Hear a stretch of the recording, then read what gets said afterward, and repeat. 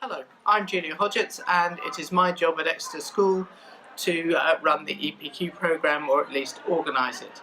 Actually, I'm a historian, which is quite a useful skill to have to help the EPQ students. So, what is an EPQ?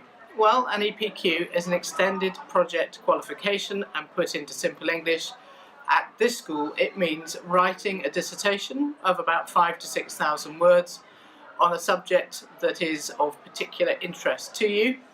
It has to be put together as a formal piece of research with all the academic conventions, an abstract, a contents page, a literature review, the body of the essay itself, a bibliography. And it also requires some self-evaluation.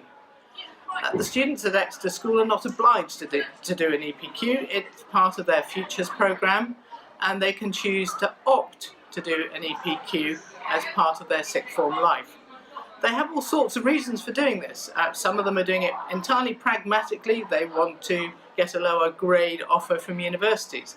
Others are doing it because they are genuinely academically interested in a topic that goes well beyond their A-level courses, and they want to pursue that particular passion. There are other students at Exeter who choose to do the EPQ because they want to be a medic or a vet, and for them it's a helpful way to explore an associated area in more detail. For many of the students, the research skills that they obtain through the process becomes a very important reason for doing an EPQ. For others, it's just going through the process. They're undertaking a project, they're self-motivated, they have to do it, and they get rewarded for independence and management of the project, and they've decided they want that extra challenge. For many students, they find that it helps them when they're at a university interview. For other students, it merely helps build their self-confidence. It requires self-reflection, it requires evaluation, and it provides them with a number of tools and professional skills that they'll use later in their working life.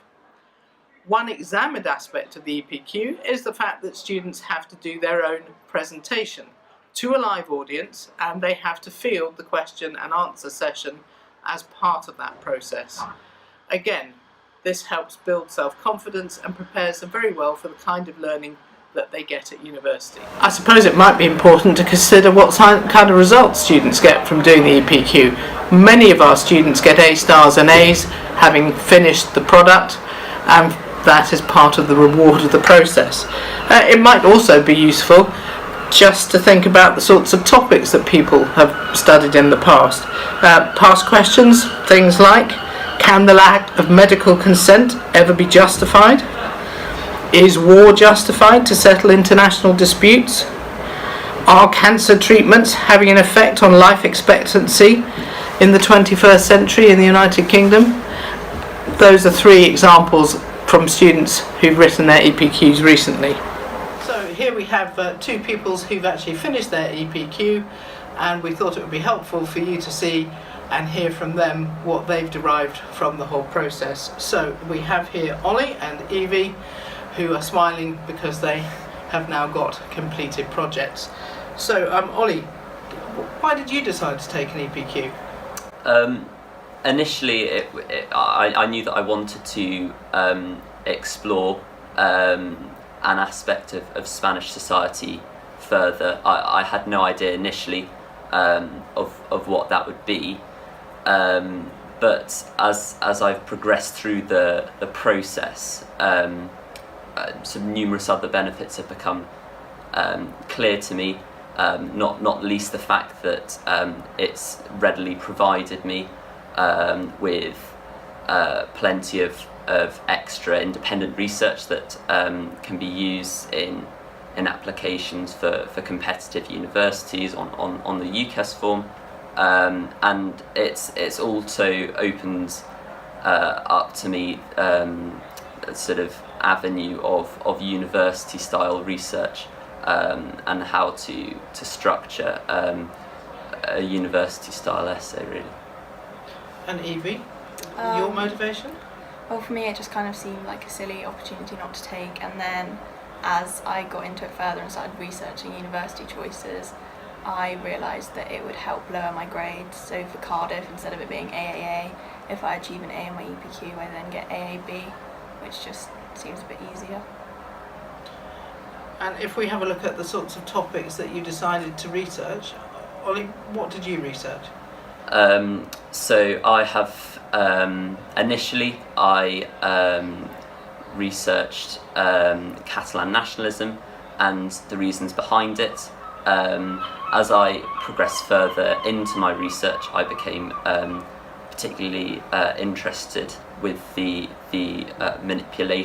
possible manipulation element of the nationalist movement, and so that's been an area that I've explored further. And my final question that I decided on relatively late was sort of how Catalan identity has been potentially manipulated by Catalan nationalist politicians in order to achieve their end goals. And Evie, you took a very different approach. What was your topic? So my topic was, is there a case for the reintroduction of capital punishment in the UK?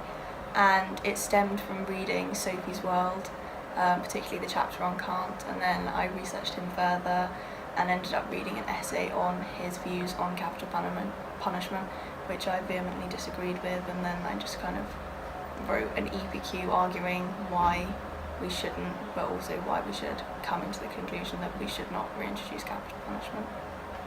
So very different kinds of topics and different motivations from both these students.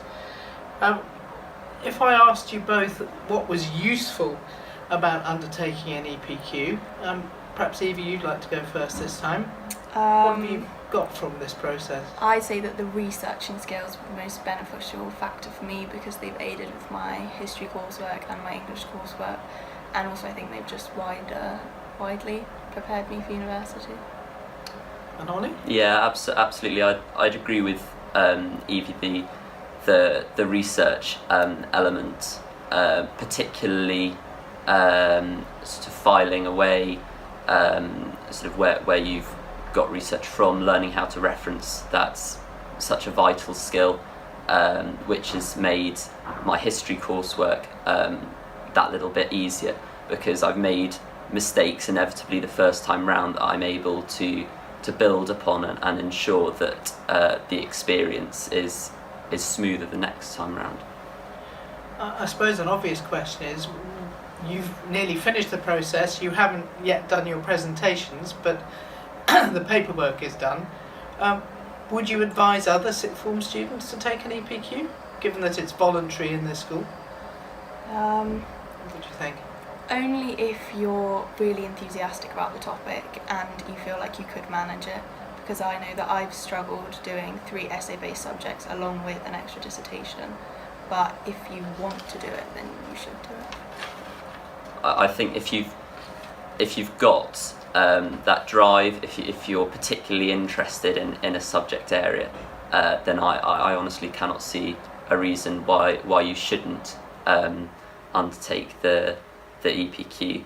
I found that it's been hugely beneficial in terms of maybe giving me that extra boost to do research and to discover more about something that I was genuinely interested in, and really I would say that it's directed me in sort of upper sixth work. So I realised that I was interested in nationalism, so I'm now doing my language orals based on that principle, and particularly university sort of interviews. That's something that I can talk about. So if you have that drive, if you're going to continue it to the end, then I would definitely undertake an EPQ. And I suppose if we're being very honest here, we ought to look at the highs and the lows of the process. If you were to identify, what are the high points and what are the low points, what sort of ideas would you have? I would say that the high was probably the finished product, or or maybe writing my conclusion, you've compiled loads of evidence, lots of research, and spent an enormous time working through this project. It's quite a commitment, and then to finally be able to look back at what you've written and reach a conclusion which actually in most cases has a meaningful implication for life is really rather rewarding. The low point, I would say, what's good about the EPQ timetable is that it shouldn't interfere with your schoolwork at all. However, that does mean you have to spend quite a bit of time during your summer holiday working on it.